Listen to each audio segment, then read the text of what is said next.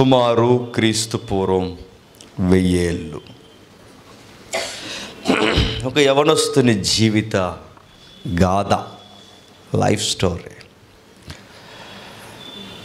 నిజంగా వింటున్నప్పుడు చాలా ఆశ్చర్యం కలిగించే సంగతి ఇది.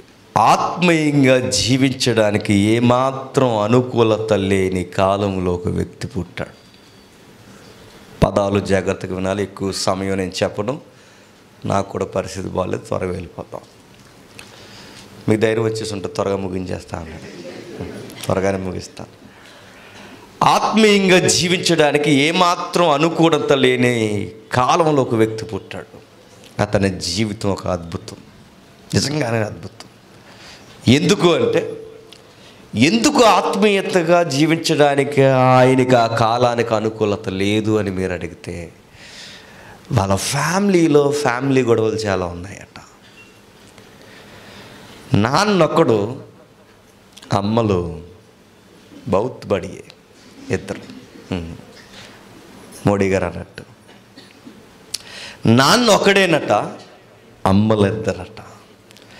వాళ్ళ కుటుంబంలో చాలా గొడవలు జరుగుతున్నాయట. ఎన్ని గొడవలు అంటే వారిద్దరికి పొసగట్లేదు, వాళ్ళిద్దరికీ సమాధానం లేదు.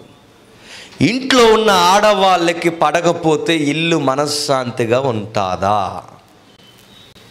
ఇంకా రగడే. ఇంట్లో ఉన్న ఆడవారు కలిసి లేకపోతే మగవాళ్ళకి మనశ్శాంతి ఉంటుందా? ఉండదు. వీళ్ళ తోటికోళ్ళట, భర్త ఒక్కడే, భార్యలు ఇద్దరుగా ఉన్నారు, వీళ్ళిద్దరికీ సమాధానం లేదు. కానీ ఇద్దరు చర్చికి వెళ్తారు, అది గొడవ. ఇద్దరు చర్చికి వెళ్తారట, ఇద్దరు కానుకలు ఇస్తారట, అవకాశాలు ఉంటే పాటలు పాడతారట, ప్రార్థనలు చేస్తారట. కానీ ఇంటికి వెళ్ళిన తర్వాత ఎవరి ఎపిసోడ్ వాళ్ళదేనట, అక్కడ తగ్గరట. ఆ ఎపిసోడే ఈ ఎపిసోడ్ ఉండరండి అలాంటి వాళ్ళు. కామ్గా ఉన్నారు అందరూ, రియాలిటీ అనుకుంటున్నారు. కాదు, అది మీరేమన్నా అవ్వకండి, ఇది రియాలిటీ కాదు. ఇక్కడ ఉండేది ఇది ఒక ఎపిసోడ్ అంతే అనుకుంటున్నాం మనం. ఇంటికి వెళ్ళిన తర్వాత మరొకటి వస్తుంది. అలా కూడా ఉంటారంటే యేసుప్రభుకి ఎలాంటి ఆవిడ ఎదురైందంటే నమ్మగలరా? ఆవిడ అంటుందట, వర్షిప్ అంటే మాకు తెలుసు, ఎలా బతకాలో మాకు తెలుసు, ఆరాధన ఎక్కడ చేయాలో మాకు తెలుసు, ఆ కొండ మీద మేము ఆరాధన చేసుకుంటాం అని ఆరాధన కొరకు ఇంత పొడుగు వర్తమానం చెప్పిన ఆవిడ అందట 5గురిని కాదని 6వ వాడితో డేటింగ్లో ఉందట. ఏంటమ్మా వర్షిప్ లీడర్ నువ్వేంటి అని అడిగితే ఆవిడ అంటదట, అదే చెప్పండి, ఇదే అంటదట. ఇలా కూడా ఉంటారంటే భక్తిలో ఉంటారు. చీకటి జీవితాన్ని ఒక పక్క కొనసాగిస్తూనే చర్చికి దేవాలయాలకు వచ్చి వెళ్ళిపోతారంటే వెళ్ళిపోతారు. కానీ గుర్తుపెట్టుకోండి, ఈ ఇద్దరు తల్లుల్లో ఇద్దరూ చెడ్డోళ్ళు కాదు, కానీ మంచి లక్షణం కూడా ఉన్న తల్లి ఉంది. మరలా ఆత్మీయంగా జీవించడానికి ఏమాత్రం అనుకూలత లేని కాలంలో పుట్టిన వ్యక్తి, అతని జీవితం ఒక అద్భుతం. వాళ్ళ ఫ్యామిలీలో చాలా క్రైసిస్ ఉంది, శారీరకమైన సమస్యలు ఎన్నో ఉన్నాయి. కుటుంబంలో సేమ్ మనలాగే అమ్మ నాన్న ఎలా కొట్టుకుంటారో, చిన్నమ్మ మనమ్మ, పెద్దమ్మ మనమ్మ గారు ఎలా కొట్టుకుంటారో, ఒకే కోడల్లో ఇద్దరు కోడళ్ళు ఉంటే ఒకే కుటుంబంలో ఎలా అయితే పడదో, సేమ్ ఆ ఇంట్లో కూడా ఫ్యామిలీ గొడవలు ఉన్నాయట. అలాంటి ఇంట్లో పుట్టాడు. మనమైతే ఏం చేస్తాం చెప్పండి? ఆ ఇల్లు వదిలేసి దూరంగా ఏదో సిటీకి పోయి పార్ట్ టైం జాబ్ చేసుకోవాలనుకుంటాం అనుకోని చెప్పండి, ఖచ్చితంగా అనుకుంటాం. ఎందుకురా మీ ఇంట్లోంచి వచ్చేసామని అడిగితే సీరియస్గా చెప్పే మాట్లాడి చెప్పనా, మా ఇంట్లో వాతావరణం బాగోదండి, కొట్టుగా చేస్తారండి అక్కడ, అది చెప్పిన ఎక్కదు బుర్రని వాళ్ళని పాయింట్ అవుట్ చేస్తాం. 2 ఇంత జరుగుతుంది సరే, కమ్యూనికేషన్కి దగ్గరగా ఉండే ఏరియా వాళ్ళు ఉండే ఊరు అంటే కాదట. వాళ్ళు ఉండే ఊరేంటి చెప్పిన, మన్యము ప్రాంతం, ఏజెన్సీ, అడివి, ఎక్కడో ఏజెన్సీలో ఉంటున్నారట. ఆ ఏజెన్సీలో ఎక్కడో మన్యం ప్రాంతంలో ఉంటున్న వాళ్ళకి, ప్రజలకి, నాగరికతకి దూరంగా ఉండే ప్రాంతమేనట అది. చూడండి, అప్పుడప్పుడు మన ఊరు మనకు నచ్చదు. మనకి ఎందుకు? మన ఊరు పల్లెటూరు కనుక. పల్లెటూరు కన్నా దూరంగా ఉన్న ఊరు ఎవరిదో తెలుసా? ఆ వ్యక్తిది అడవి ప్రాంతం. అడవిలో ఉంటున్నాడు, దూరంగా నివసిస్తున్నారు. సరే, చుట్టూ పచ్చటి కొండలు, మన్యమ ప్రాంతం అయినా ఒకే ఒక ఇల్లు లేదా 4-5 ఇల్లులు, కొన్ని ఇల్లులు అక్కడ ఉన్న ఇంట్లో వాతావరణం బాగున్నా ఇంట్లో వాతావరణం బాగోలేదంట. చెక్కొట్టుకుంటున్నారంట వాళ్ళిద్దరు. సరే, ఏమున్నాయి కుటుంబాలు అంటే కలహాలు, కోపాలు, తాపాలు, ఒకరి మీద ఒకరు దుమ్మెత్తు పోసుకోవడాలు, నువ్వెంతే అంటే నువ్వెంతే అనుకునే మాటలు, నువ్వు భక్తురాలు అంటే నేను భక్తురాలునా అని పోటీలు, దేవుడు నిన్ను ప్రేమిస్తున్నాడా నన్ను ప్రేమిస్తున్నాడా అని ఇలాంటి ఆధ్యాత్మిక నిందలు కూడా ఒకరినొకరు వేసుకునే వాతావరణం అంట. అలాంటి టైంలో ఆ దేశంలో నివసిస్తున్నాడట. సరే, ఇల్లు బాలేదు, ఊరేమో పట్టణానికి దూరంగా ఉంది. దేశం అన్నా బాగుందా అంటే దేశం కూడా బాగలేదట. ఎందుకు బాగలేదంటే అందరూ ఒక బ్యాచ్ ఉన్నారట. ఎవరాళ్ళు చూద్దాం ఒకసారి. న్యాయాధిపతుల గ్రంథం త్వరగా ముగించేద్దాం. న్యాయాధిపతుల గ్రంథం 17వ అధ్యాయం. న్యాయాధిపతుల గ్రంథం 17వ అధ్యాయం. న్యాయాధిపతుల గ్రంథం 17వ అధ్యాయం 6వ వచనం. ఆ దినములలో ఇశ్రాయేలీయులకి రాజు లేడు, ప్రతి వాడు తన ఇష్టానుసారముగా ప్రవర్తించుచు వచ్చెను. ఏమని రాయబడుతుందో చూడండి. ఆ దినముల్లో ఆ దేశానికి రాజు లేడు. దేశంలో సమాధానమే కాదు, ఇంట్లో సమాధానం లేదనుకుంటే, ఊర్లో కమ్యూనికేషన్ లేదనుకుంటే, దేశంలో లా అండ్ ఆర్డర్ లేదట. లా అండ్ ఆర్డర్ ఎందుకు లేదంటే లా అండ్ ఆర్డర్ కంట్రోల్ చేయడానికి నాయకుడు లేడట. నాయకుడు లేడు, లా అండ్ ఆర్డర్ లేదు. మరి పబ్లిక్ ఎలా ఉందంటే అందరూ అంతా నా ఇష్టం అన్నారట. అంటే అందరూ రాంగోపుల వర్మలు ఉన్నారన్నమాట. ఈ మధ్య అదొక ఇజం తెలుసా? ఇజం అన్నారు దాన్ని. ఆ ఇజం ఏంటో తెలుసా? నా ఇష్టం అంటాను. మరి ఏంట్రా కాలేజీకి వెళ్ళట్లేదంటే ఆ నోటటి మాట ఏంటి చెప్పండి. ఇజం నా ఇష్టం అంటాడు. ఏంటమ్మా నాన్న అలా ఎదురుస్తున్నా తప్పు కదా అని అడిగితే ఆవిడ అంటదట, మా నాన్న నా ఇష్టం. రాంగోపుల వర్మ చెల్లి, నువ్వేంటిరా అలా తాగుతున్నా తప్పు కదరా, సిగరెట్లు కాలిస్తే హెల్త్ పాడవుతుందంటే నా ఆరోగ్యం, నా హెల్త్, నా సిగరెట్టు, నా ప్యాకెట్ డబ్బులు, నా పర్సులో 10 రూపాయలు. చెప్పండి, నిజం, నా ఇష్టం. ఇలా ఉన్నారట ఆ రోజు. ఎవరికైనా మంచి చెబుతా అంటారట, నా ఇష్టం అంటారట. ఎవరిని అడగడానికి రూల్స్ అండ్ రెగ్యులేషన్స్ లేవు, లా అండ్ ఆర్డర్ లేదు, నాయకుడు కూడా లేడు. ఎవరికి నచ్చినట్టాడు బతికినాడు. కంట్రీ ఎంటైర్ కంట్రీ కొలాప్స్ అయిపోయిన కంట్రీ అట. ఆ టైంలో పుట్టాడు ఒక అద్భుతమైన వ్యక్తి. ఇల్లు బాలేదు, ఊరు బాలేదు, దేశం బాలేదు, ఎక్కడికక్కడే తీరుతనులు అస్సలు బాలేదట.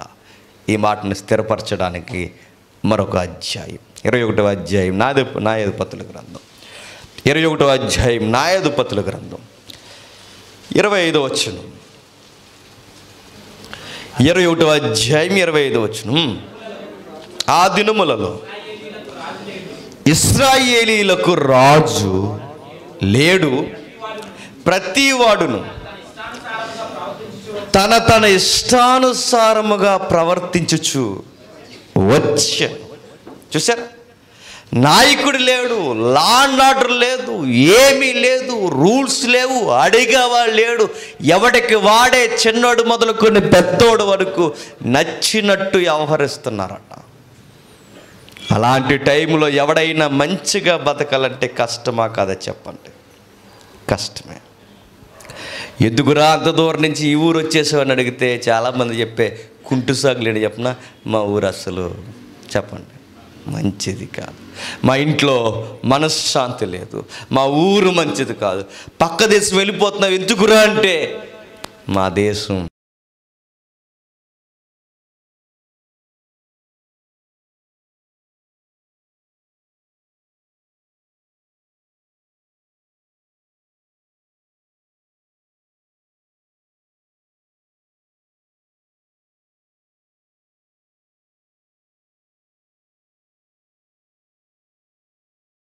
మరొకటి ఊరు పాడై ఇల్లు పాడైంది, ఊరు దూరంగా ఉంది, దేశం పాడైపోయింది. ఇక ఇల్లు బాగోక, ఊరు బాగోక, దేశము బాగోకపోతే కనీసం దేవుని మందిరంలో అయిన సమాధానం దొరుకుతుందా అని ఎదురు చూశారట ప్రజలకు సమాధానం దొరకాలంటే అక్కడ దేవుని మాట వినబడితే సమాధానం దొరుకుద్ది. అక్కడ వాక్యము కూడా వినబట్లేదట, దేవుడు కూడా దర్శించడం ఆపేశాడట, దేవుని వాక్యం అరుదైపోయిందట, దేవుడు మాట్లాడడం మానేశాడట, సంఘంలో కూడా నాణ్యత కరువైపోయింది, బాధ్యత రహితమైన వ్యక్తులు వచ్చేసారట. ఎవరున్నారంటే అక్కడ ఇద్దరు యంగ్ పాస్టర్లు ఉన్నారట, యంగ్ పాస్టర్స్, వయసులో ఉన్న ఇద్దరు యవనస్తులైన దైవజనులు ఉన్నారట. వాళ్ళు ఏం చేస్తున్నారంటే దేవునికి నైవేద్యాలు తీస్తుంటే, దేవునికి నైవేద్యాలు అలా తీసుకుని వస్తుంటే నైవేద్యాన్ని నైవేద్యంగా చూడకుండా బ్రాందీలోకి స్టఫ్గా తీయండిరా అన్నారట. ఎంత దారుణం చూడండి. పాప పరిహారార్థపు బలిగా జంతువులు తీసుకొచ్చి జంతువులు బలిస్తుంటే ఆ జంతు బలిని ఏవైతే ఉన్నావో తొడలన్నీ ఒక పక్క తీయండిరా అన్నారట. రిబ్స్, ఈ సైడ్ రిబ్స్ ఉంటాయి చూసారా, ఆ మాంసం అంతా పక్కకు తీయండిరా అని చెప్పారట. అదిగో చూడండి, మీకు ఇమేజెస్ కనబడుతున్నాయి. ఏం చేస్తున్నారు ఇదంతా పట్టుకెళ్ళంటే మూడు ఓసల కంకు, దాని పేరు ఇండియాలో త్రిశూలం. ఇండియాలో ఉందనుకోకండి. చెప్పండి, క్రీస్తు పూర్వమే మిడిల్ ఆసియాలో త్రిశూలాన్ని అప్పటికే వాడుతున్నారు. అక్కడ త్రిశూలం దేనికి వాడుతున్నారంటే దేవుని బలిపీఠంలో ఉన్న మాంసాన్ని బయటికి లాగడానికి. అక్కడున్న ఉడుకుతున్న మాంసాన్ని అలా గుచ్చి త్రిశూలంతో బయటకు లాగుతున్నారట. నిజంగా ఉందండి బైబిల్. ఇదంటే ఆశ్చర్యపోయే త్రిశూలం చూస్తారా? చూడండి ఒకసారి, దాన్ని అలానే ఉంచుతాముడు. ఆ బ్యాచ్ మనకు అవసరం. చూద్దాం ఒకసారి. చూసారా రిబ్స్లు అక్కడ ఆల్రెడీ వట్టర్సుడు చేసినట్టు చేస్తున్నాడు చూసారు. అది రిబ్స్ అన్నీ పక్కకు తీసాడు. పెద్ద ఆవులు, జంతువులు, మేకలు అన్నీ అదిగో అక్కడ చూడండి. బలిపీఠం దగ్గర జరుగుతున్న తంతు ఇదంతా దేవాలయం దగ్గర. ఆ ఏరియా సిలోహు. అర్థమైపోయి ఉండాలి ఎవరో మీకు. సిలోహులో జరుగుతున్న పెద్ద చూడండి, దేవాలయం ఆవరణలో జరుగుతుంది. మీరు అనుకుంటారు మేమైతే తినవండి, అది బడాగోస్ కదా, మేము తినమంటారు. మన సెమినార్లో నేను చెప్పాను, మనకి ఇక్కడ గుర్తుపెట్టుకోండి, తినమని అనట్లేదు, అది మీ ఫ్లేవర్ మీ ఇష్టం. మిడిల్ ఆసియాలో, వెస్ట్రన్ కంట్రీస్ అనుకునే మిడిల్ ఆసియాలో పెద్ద మాంసం లేదా క్వాలిటీ మాంసం అంటే చెప్పను, అది అక్కడ కనబడుతుంది చూడండి. అది మనం సీరియస్గా ఇక్కడ రేట్ ఎక్కువ ఉండే మాంసం ఏంటి చెప్పండి, ఏంటి? మేక, కోడి. నువ్వు ఫారెన్ వెళ్ళిపోయి మేము మేకని తింటాం అన్నావు అనుకో, మేక అంటారు. నీకు అర్థమైందా? అది బెస్ట్. అది బెస్ట్. ఏది? బడగోస్. అది బెస్ట్ వాళ్ళకి. మరి గుర్తుపెట్టుకోండి, ఏరియాలో ఆ రోజు వాళ్ళు ఎద్దుల్ని మాయం చేస్తున్నారట. ఎద్దుల్ని మాయం చేస్తున్నారట. ఆ మాంసాన్ని తీసుకోవడానికి వాళ్ళు చేస్తున్న పని ఏంటంటే త్రిశూలంతో పొడుస్తున్నారట. చూద్దాం ఒకసారి. మొదటి సమూయేలు గ్రంథం 2వ అధ్యాయం. మొదటి సమూయేలు గ్రంథం 2వ అధ్యాయం. మొదటి సమూయేలు గ్రంథం 2వ అధ్యాయం 13వ వచనం. జనుల విషయమై యాజకులు చేయించి వచ్చిన పని ఏదనగా, ఎవడైనను బలు పశువును వధించిన మీదట మాంసం ఉడుకుచుండగా యాజకుడు వారు 3 మొండ్ల గల కొంకిని తీసుకొచ్చి, 3 మొండ్ల గల కొంకి, 3 అదిగో త్రిశూలం, 3 మొండ్ల గల అంటే ఇలా ఉంటుంది, దాంతో పొడిచి దాన్ని తీసి దాన్ని బాగా ఏగించి దాన్ని బాగా ఫ్రై చేసుకునేవారు. మరి ఎలా చేసుకునేవారు? అలా పచ్చి పచ్చిగా తినేసేవారు, మొత్తం మీద తెలియదు. కానీ వాళ్ళు నైవేద్యంలో ఉన్నది వాళ్ళు స్టఫ్గా తీసుకునేవారట. అలా తినేస్తున్నప్పుడు ఇవన్నీ చూసారట దేశంలో. సరే, అక్కడే పరిస్థితులు అలా ఉన్నాయంటే యంగ్ పాస్టర్స్ ఇంకా దుర్మార్గమైన పనులు చేస్తున్నారట. వాళ్ళు ఏం చేస్తున్నారు చెప్పనా? లంచాలకు మరిగారట. లంచాలకు మరగడం, మాంసానికి మరిగారు. మరి ఇంకా ఏం మరిగారంటే బైబిల్లో రాయబడిన పచ్చి మాట ఏంటంటే, యెహోవాని ఎరుగకుండానే యెహోవాకు సేవ చేస్తున్నారట. చూస్తారన్నమాట. 12వ వచనం, ఏలీ కుమారులు యెహోవాని ఎరగని వారే మిక్కిలి దుర్మార్గులై యాజకులైపోయారట. బాధ ఏంటో చెప్పిన, యెహోవాని ఎరుగకపోయినా యెహోవాకు సేవట. ఏంటి? యెహోవాని ఎరుగకపోయినా యెహోవా సేవ చేస్తారంటే ఎందుకు చేయరు? యేసు ప్రభుని అనుభవపూర్వకంగా ఎరగకపోయినా యేసు ప్రభు సేవ చేసే సేవకులు లేరు. మరి ఎందుకు వచ్చారయ్యా సేవకంటే చెప్పండి? రాయితీలకి. మరి ఎందుకయ్యా మీరు సేవలో తిరుగుతున్నారంటే దమ్మిడి పని చేయరండి. కొంతమంది నేను చూస్తాను, దమ్మిడి పని చేయరు. ఎలా బతుకుతున్నారా? మీకు ఇంత లగ్జరీ కార్లు ఎలా వచ్చాయంటే, ఒక ఉద్యోగం లేదు, సద్యోగం లేదు, చేతిలో ఒక పని లేదు, ఎలా బతుకుతున్నారంటే పైసాయే పరమాత్మ. అది నమ్ముకుని వచ్చారు. అది పరమాత్మ అని చెప్పరు. మా పరమాత్మ ఎవరంటే ద లార్డ్ మెస్సయ్యా అని చెప్తారు పైకి. కానీ ఆ లోపల వాళ్ళ పరమాత్మ ఎవరు? పైసా. దాని కొరకు ఏంటి? దేవుని పేరు చెప్పుకొని దేవుని ఎరుగకుండా సేవ చేసే వాళ్ళు ఉన్నారంటే ఉన్నారు. మన తరాల్లో ఉన్నారు, ఆ తరాల్లో ఉన్నారు. ప్రతి తరాల్లో ఈ దౌర్భాగ్యమైన ఇలాంటి దొంగ పరిచర్య ఉంది. జనాలు కూడా వాళ్ళని నమ్ముతారులేండి. మీరు సింపుల్గా కొన్ని ఎదురవుతాయండి బ్యాచ్. మనం సింపుల్గా అడావులు లేకుండా సింపుల్గా వారిలో ఒక మనిషిగా మనం వెళ్ళిపోయి సువార్త చెప్పడానికి రెడీ అయ్యామనుకోండి, మన ఎలా చూస్తారు చెప్తున్నా? సింపుల్గానే చూస్తారు. ఎంత సింపుల్గా చూస్తారంటే కనీసం అంటే మన వాక్యం వెరిగిన వారు గౌరవిస్తారు, కనీసం సేవకుడికి ఇవ్వాల్సిన గౌరవం కూడా ఇవ్వరు. అది అడావుడిగా సూట్ వేసుకుని, ఏ సూట్ వేసుకున్నాడో మనకు అనవసరం, అడావుడిగా సూట్ వేసుకుని ఆడ ఇన్సర్ట్ చేసేసుకుని కంగారుకి ఇలా డోర్ ఇలా తీసి టకాలమని ఇలా దిగేసి కారులోంచి టకటకమని వచ్చేసరికి ఆడావిడికి 20,000 చేతులు టైగర్ ఇవాళ అదరగొడేరండి అంటారంతే. నిజం. నువ్వు వాక్యం ఎంత బాగా చెప్పు, నీ అట్మాస్ఫియర్ని బట్టి కూడా నీ చేతికి దారి ఖర్చులు కూడా ఇవ్వని దొంగ భక్తులు ఉన్నారు తెలుసా? వీళ్ళకి కూడా వాళ్ళే కావాలి. ఎవరు? అడావుడి చేసేవారు. మంచిగా తమ్ముడు, అన్నయ్య, సహోదరుడా, సహోదరుని పిలిచేవాళ్ళు మనకు లోకువా. మనకి ఎక్కడో దూరం నుంచి పెద్ద కారు వేసుకుని సర్రమని ఆగిపోయి అడావుడి దిగినంటే సూట్ ఇలా వేసేసి అలా వేసేసి ఇన్సర్ట్ ఇలా కొంచెం దూరం డిస్టెన్స్ పాటించబోతారు. కరోనా కదా, మాస్క్ ఇలాగ ఇవ్వండి, ఇలా పోజులు కొట్టామనుకోండి, అయ్యగారు బాగా చెప్పండి బలంగా వాడబడుతున్నారు అని. అప్పుడు ఆయనకి సార్ కృతజ్ఞత గుడికి 25,000 సరిపోతాయా? ఉన్నారు. కృతజ్ఞత గుడికి 25,000. మీరు నమ్ముతారు నమ్మరు? నేను ఒక రోజు దూరంగా మీటింగ్కి వెళ్ళి అడావుడు డ్యూటీకి మీటింగ్కి వెళ్తుంటే ఇలా అంటున్నాను కాదు కానీ రిటైర్ ఎంప్లాయీస్ అండి వాళ్ళు ప్రార్థన చేయించుకోవడానికి వచ్చారు. ప్రార్థన చేసినప్పుడు నాకు కానుకలు తీసుకోవడానికి మహాసిరాకు. నేను వద్దని చెప్తాను. నేను మళ్ళీ బైబిల్ పెడతాంటారు ఏదో ఇది గలాపెట్టలాగా. వద్దని చెప్తే అందులో పెడతా, నాకు వద్దు అని చెప్పాను. వాళ్ళు ఏమన్నారంటే కాదు, ఆయన ఎంప్లాయీస్ వాళ్ళు రీసెంట్గా వాళ్ళు రిటైర్ అయిన ఎంప్లాయీస్ తీసుకోండి, వాళ్ళు ఏదో దేవుని కానుక వాళ్ళకు మీ పరిచర్లో ఉపయోగించాడని నా పక్కన ఉన్న కన్వీనర్స్ నన్ను మోటివేషన్ చేసి ఎదగంటారు. సరేలేండి, ఇంక తప్పక చేతిలో పెడితే తర్వాత ఇంతకీ కానుక ఇచ్చారని తర్వాత చూస్తే ఎంత తెలుసు కానుక? రిటైర్ ఎంప్లాయీస్ ఇచ్చిన కానుక 250 రూపాయలు. ఇలా ఉంటారు.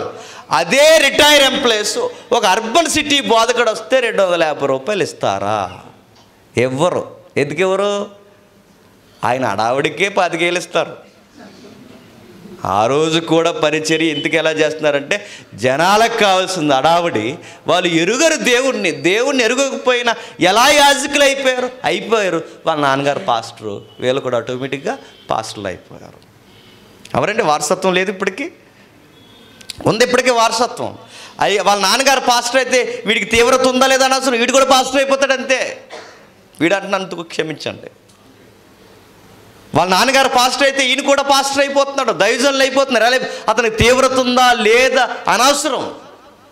ఆయన పెద్ద బోధకుడైతే వాళ్ళ కొడుకు పుడితే మనం కల్లో కూడా అనేసుకోవచ్చు నెక్స్ట్ పాస్టర్ ఈ సంఘానికి, ఇంకా ఆయనే ఇంకెవరెవరు ఇక అలా లేరు. చెప్పండి.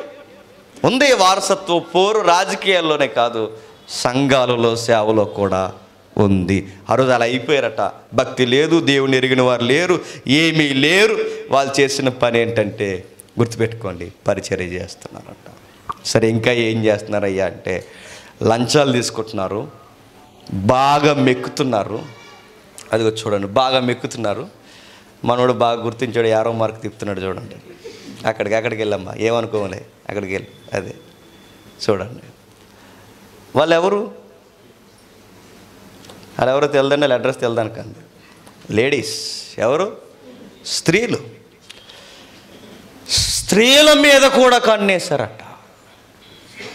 యంగ్ పాస్టర్స్ వాళ్ళు చేసే దుర్మార్గమైన పని చూడండి. లంచాలు తీసుకున్నారు, బలి నైవేద్యాలు దోచేస్తున్నారు. పాప పరిహారార్థ బలి అంటే అది చాలా సీరియస్ విషయం అండి. పాప పరిహారార్థ బలి అంటే ఆ బలిని కూడా తినేస్తున్నారు.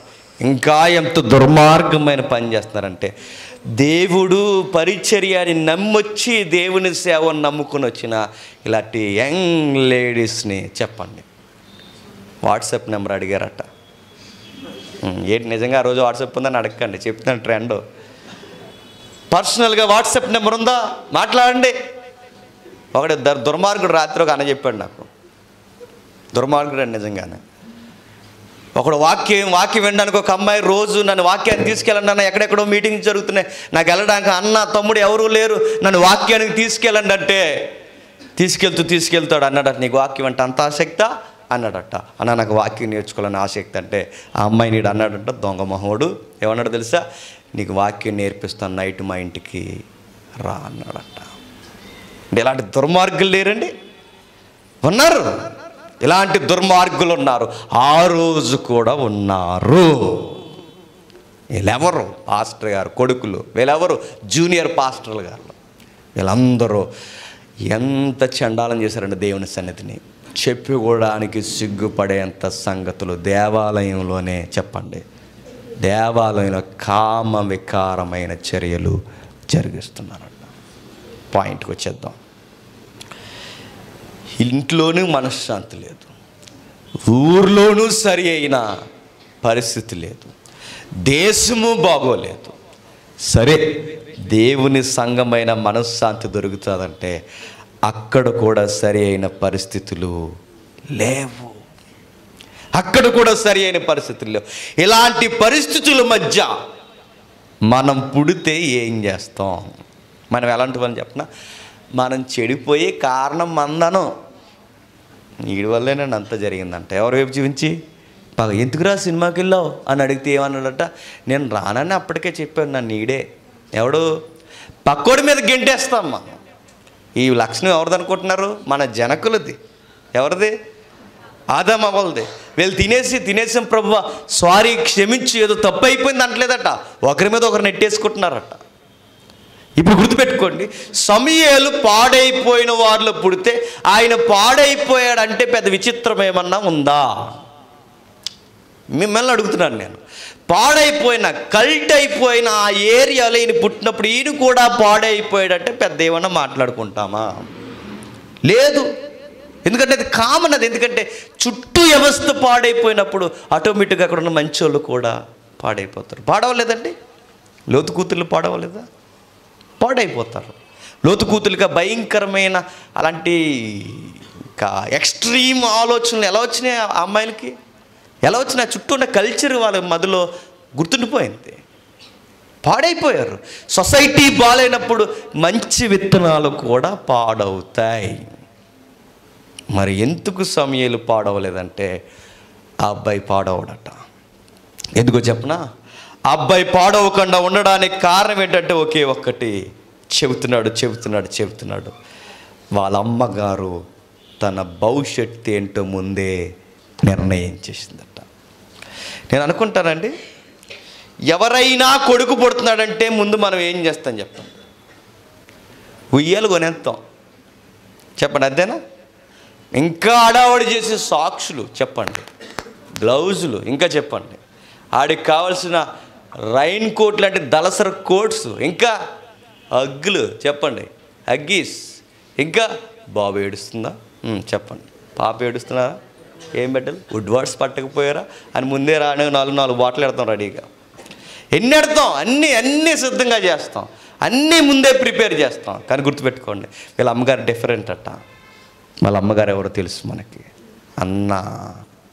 వీళ్ళ అమ్మగారు బాబు ఇంకా పుట్టక మునిపే ఆ అబ్బాయి డిజైర్ ఏంటో, ఆ అబ్బాయి ఫ్యూచర్ ఏంటో వాళ్ళ మమ్మీ డిసైడ్ చేసేసిందట.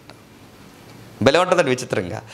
ఆ అబ్బాయి యొక్క డిజైర్ ఏంటో వాళ్ళ అమ్మ రెడీ చేసిందట. ఇంకా పుట్టక మునిపే ఆ అబ్బాయికి ఉండాల్సింది ఏంటో, ఆ అబ్బాయి లైఫ్ స్టైల్ ఎలా ఉండాలో వాళ్ళ అమ్మగారు డిసైడ్ చేసేసిందట. మరొక మాట చెప్పిన, ఆ అబ్బాయి ఏ కాలేజీలో జాయిన్ అవ్వాలో కూడా ముందే వాళ్ళ అమ్మ చెప్పేసిందట. నేను అడుగుతున్నాను తమ్ముళ్ళ అన్నల్ని, మనం మన అమ్మల మాటలు విన్నామా? మన పెద్దోళ్ళ మాటలు విన్నామా? ఎంపీసీ తీసుకోరంటే మీ అమ్మగారికి నువ్వేం చెప్పావు? ఏమన్నావు? నహీ జిందగీ ఎంపీసీ అయితే అన్నాం మనం. మరి ఏం తీసుకుంటావరా అని అడిగితే ఏమన్నాం మనం? ఎంపీసీ కాదు మన బ్యాచ్ సిఈసి అన్నాం. సరే సిఈసి తీసుకున్నా బాగా చదవరా, ఏ లాయరు అవుద్ది కానీ అంటే అన్నామంట సిఈసి నహీ చెప్పండి, హెచ్ఈసి ఇంకా అది కూడా పోయింది, ఇంటర్మీడియట్ పోయింది, గాలికి పోయింది అనుకోండి. అప్పుడు ఏం చేశాను తెలుసా? అప్పుడు అన్నావు సరే రే సరిగ్గా కట్టి అవి ఏవైతే ఉండిపోయినా 2 సబ్జెక్టులు అవగొట్టరంటే ఇవే నాకు నచ్చలేదు, ఐటీఐ అన్నాడు. అక్కడ ఇదంతా మన వ్యవహారాలు ఇవన్నీ లేవండి. ఐటీఐ జాయిన్ అవి ఏం చేస్తారంటే బచ్చాలు నూరుతాడు. అక్కడ బచ్చాలి, నేను ఏం నూరుతావు చెప్పు? ఎల్లింగులు, బచ్చాలు అంటే ఇనుముక్కలు ఉంటాయి, అవి నూరమా. నేనే జాయిన్ అయ్యాను, నాకు అర్థమైపోయింది ఆ ఫ్యూచర్ ఏంటో.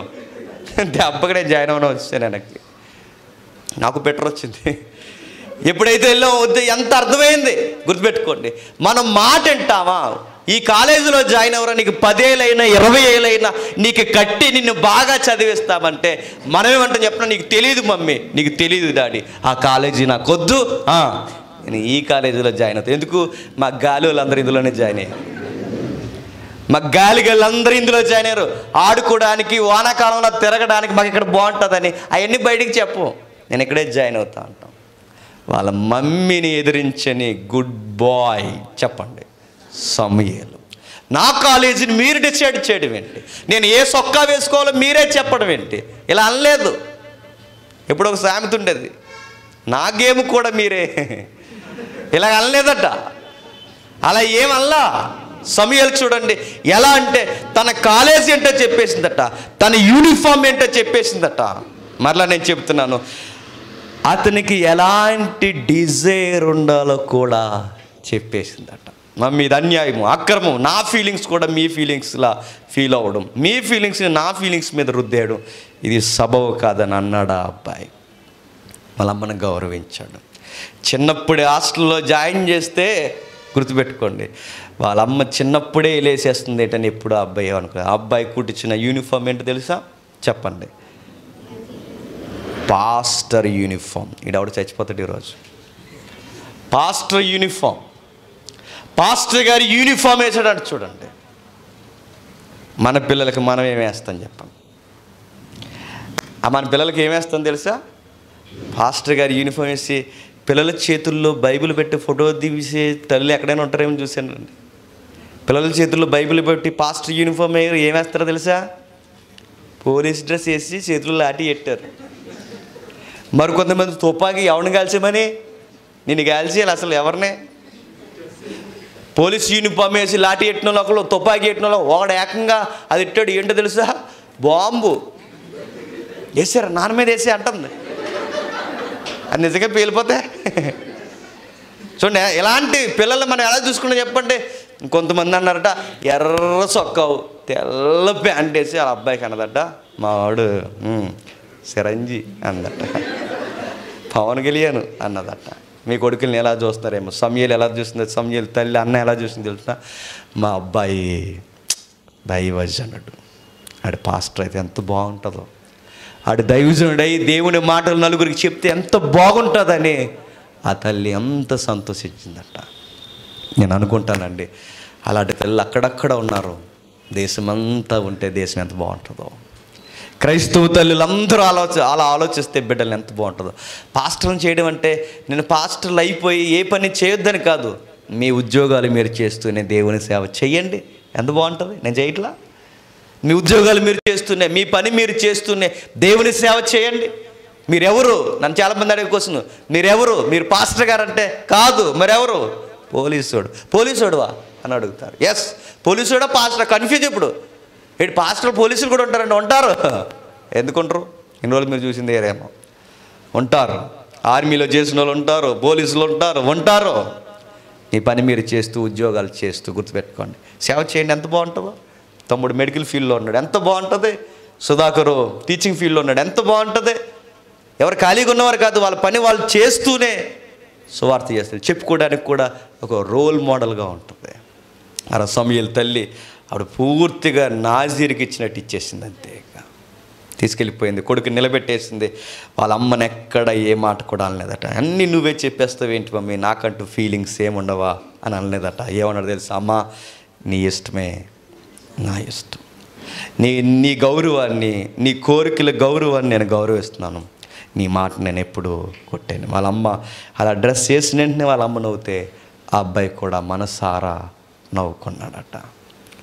నేను అనుకుంటానండి, ఆ అబ్బాయి ఎందుకంత బలమైన నిర్ణయాలు ఆ బిడ్డ నేర్చుకున్నాడంటే కారణం ఒకే ఒక్కటి. వాళ్ళ అమ్మ ఎలా నేర్పించిందో తెలియదు కానీ చిన్నప్పుడే చాలా పెద్ద విషయాలు నేర్పించేసిందట. ఏమి నేర్పించింది? మొదటి అధ్యాయం, త్వరగా మొదటి అధ్యాయం 28వ వచనం.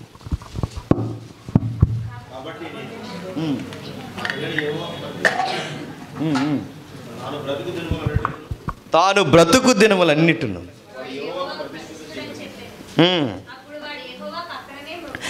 అప్పుడు యెహోవాకు వాడు అక్కడనే మ్రొక్కెను. బాగా వినండి. సమూయేలు జీవిత విధానాన్ని చూడండి.